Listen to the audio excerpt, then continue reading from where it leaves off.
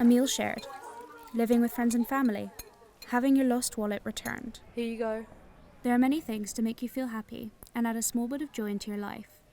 But almost a fifth of young adults feel they have nobody to count on for social support.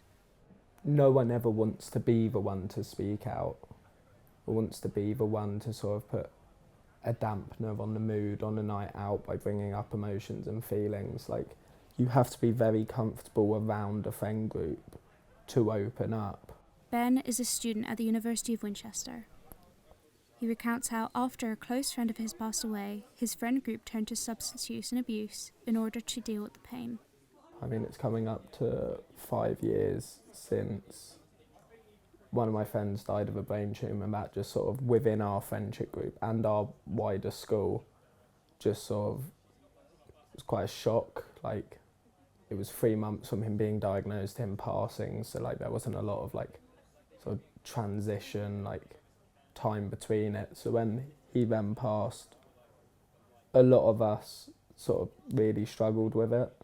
Obviously, like, as a group we just started meeting up more and drinking more, and then that led into drug use and drug abuse, and then sort of when people moved away from the group and started doing it on its own, on like their own, it sort of caused more issues for them. And I think that's it's a common theme in this country. I think you can speak to basically anyone in this country and they'll know someone who has struggled with alcohol use at any age, really. Like, you see it in secondary schools, you see it in unis, you see it in adults at workplaces. The World Happiness Report 2025 tells us that deaths of despair, including suicide, as well as overdoses of alcohol or drugs, are nearly 4 times higher in men than women, and in terms of alcohol abuse, 5 times higher. But despite this massive gender disparity, or perhaps causing it, Ben feels it's naturally easier to talk to female friends about feelings rather than male.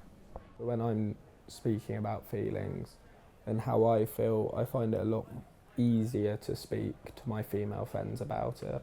I think a lot of it comes down to just the culture of it. A lot of my male friends I know through football and through sports societies, and I think it's definitely not a frowned upon thing. I know they'll be there if I want to speak about it.